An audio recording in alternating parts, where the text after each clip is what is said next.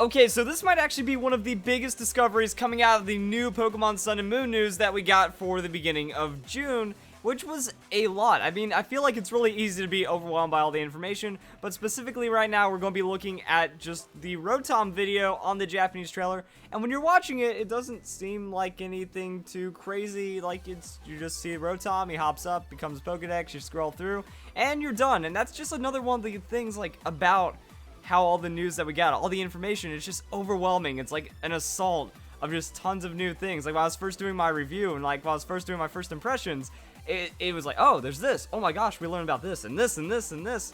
And I think that was like one of the intentions, is that now there's a lot of things to analyze, and this might actually be one of the coolest. So what happened was, I got a tweet from Partixel. Hey, if you look at the evolutionary change in the Rodex, you might be able to tell whether they stand up or not. Rodex being like the Dex Rotom or Rotom Dex, or whatever it becomes called.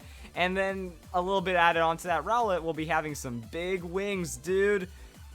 And it makes a lot of sense. Now, that's actually, when we go back and watch the video, you know, we scroll through it, and it didn't register to me at the time, because I thought everything was like Rowlet. You know, there are some, like, changes in the Pokeball, but that might just be so it doesn't look stale, you know?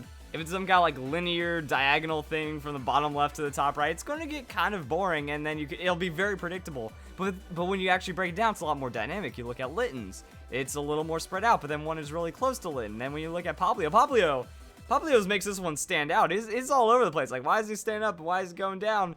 And even if you go to the very last second of the video, this is all the information that we have. That we, like, scroll down to Poplio, the video ends. We don't get to look past it. We don't go to, like, Pokedex number 8, 9, or we don't get to look at the 10th Dex number, which would be outside of the starters.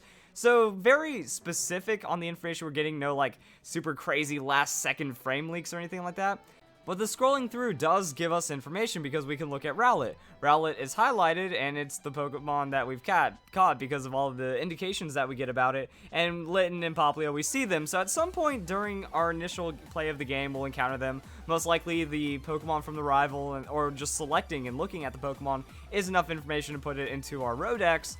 When we hover over with Rowlet, we can see that even at Pokedex number 3, the final stage, nothing changes. That the Pokeballs don't jump around, that it doesn't shift around Rowlet or anything. So either it's going to change once you've found the Pokemon, the feature isn't properly shown in the trailer, or this is what we got. You know, it's just going to be that the Pokemon are going to be there. It'll change the highlights if we've found them, or if anything like that happens.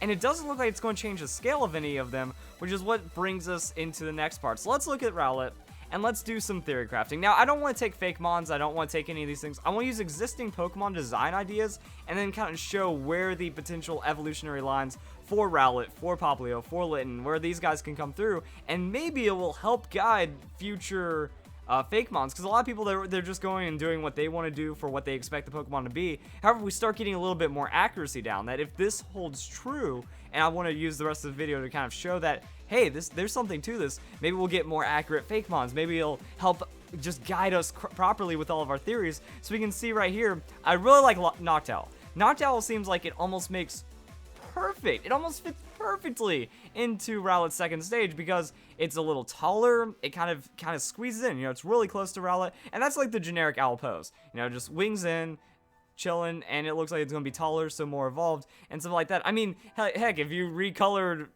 you know, Noctowl and it never existed in second generation, very believable as Rowlet's second stage evolution. And then when I first thought of this, the reason why I'm doing this video is because it became so clear, it became so vivid. Like, this feels so solid for what the potential designs could look like for Rowlet. Not the actual, like, it's not going to rip off Noctowl or Honchkrow perfectly, but it fits really well, and that's why I got the big wings idea. You look at the big wings, you know, wingspan spread out, and it will still fit and make some good sense right there. So I don't know how the scaling is going to be either, because by this, it looks like Noctowl is larger than the final evolution, but at the same time, there's that wingspan, there's a lot of space being taken up.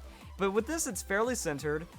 Maybe it'll be orientation, it'll be design, but I like where they're going with this. Now let's just go to Poplio, because Poplio's is like the most intense, going from how it like bounces up and down and stuff. And yeah, of course it's not going to evolve into Empoleon or start becoming a bipedal penguin, but we're getting close enough.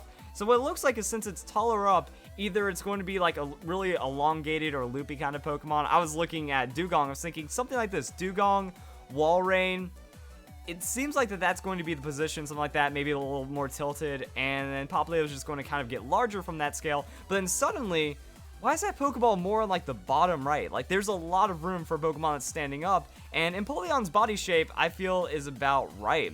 So suddenly he's just going to stand up and be like, yo, I heard you don't like Popplio. Let me go and teach you a lesson kind of thing. Hashtag Team Popplio. And I'm really liking the idea as well. Now, we don't know where Popplio is going to go. There are a lot of Fakemon concepts of Popplio already that kind of fall into this. That, you know, Popplio already stands up. Like, if you look at his pose, he has a happy little, like, yeah, what up pose. So, that can actually work with Popplio pretty well. And maybe actually get, like, legs and feet and stuff. Because mostly just, like, stands up on his tail.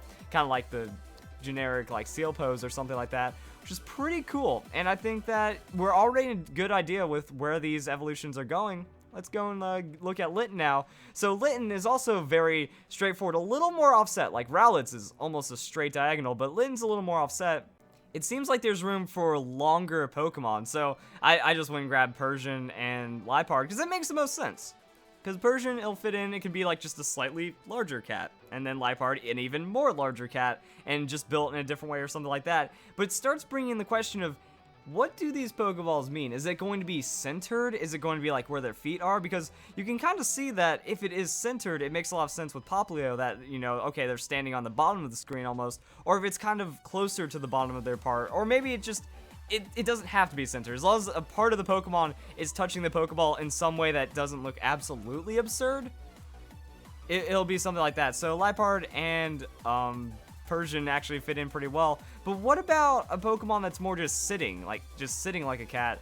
And that kind of fits in pretty well too, because okay, there's room for long elongation and stuff like that, but there could also be room for like a sitting cat, and then it'll still fit really well. But that's like another thing. Is it going to work like puzzle pieces? You know, we can kind of jigsaw to where, all right, if Persian's a little higher up and Liepard's a little more down, and we kind of squeeze in their body shapes, we'll be able to find out like how they play nice and work into the Pokedex.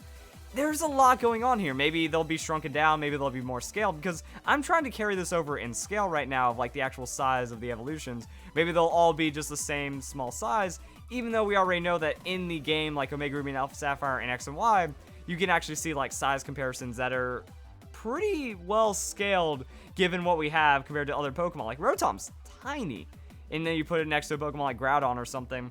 And another thing is the nameplates. So the nameplates are also different and offset. Like Popplio's standing on top of his nameplate, and then we can look at Rowlet and Litten. They're a little more off to the side.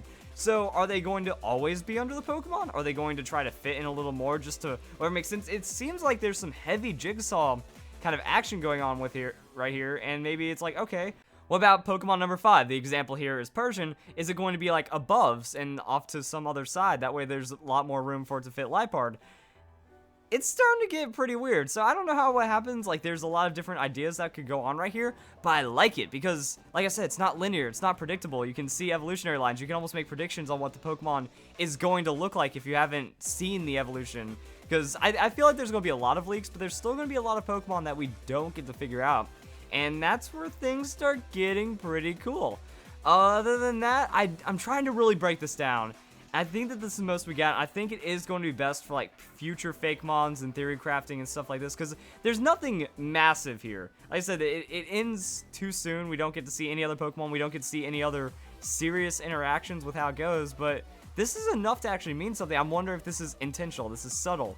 You know, you show the Pokedex in a specific way, and you show these differences that actually show, hey, this Pokemon's standing up, this Pokemon's fatter, wider, taller, skinnier, you know, the different poses. The poses could mean everything, you know, what if the Pokemon's just sitting down, curled up, or whatever, and it doesn't represent its true size. I think the biggest one with that is like, alright, why is Rowlet's final evolution? Okay, it looks like a Noctowl just with its wings out instead of in, so the designs, at least the neutral poses, could give us some guidance right here.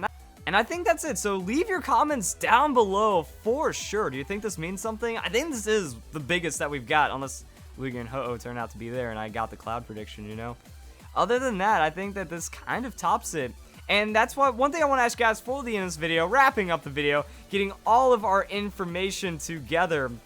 What do you guys think of me doing like Theorymon slash Fakemon craft speculation video things? Because as much as I don't want to use Fakemons to like clickbait and stuff like all the other PokeTubers are doing and like really drive up the false hype, if I make a series like what could Litten be, what could Poplio be, mix in a little bit of my own design inspirations and also take some artist ideas and say, I like this, I don't like this, maybe this design's really cool, maybe this one's not really catchy, because we didn't get the types. People were really expecting that we were going to get the starter evolution types because of the leak and stuff, maybe forcing the information out early, or since it was on the website, it was going to be out really soon anyways.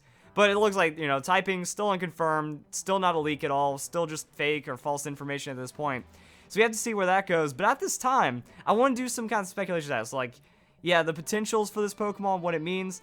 The problem is it just doesn't really matter. Like, you look at all the fake starter concepts compared to what we ended up getting, and I'm honestly loving what we're seeing out of these Pokemon right now. Like, so far the 7th generation Pokemon are looking great. I like all the starters in their own way. I love Poplio despite what everyone thinks, and I still like Solgaleo, Lunala, so we're looking good to go, honestly. I'm thinking that, alright, we'll just kind of get some ideas, maybe discover what we want to see in the Pokemon, and hope it gets as close as possible, as we have new news coming up in about a week. So, Korokoro could leak in about, you know, a week and a half, and then we have more information coming out. It's going to be absolutely awesome. So if you guys enjoy this video, if you guys enjoy the speculation, all this Pokemon Sun and Moon news, I hope you all have a nice day. Thank you for watching.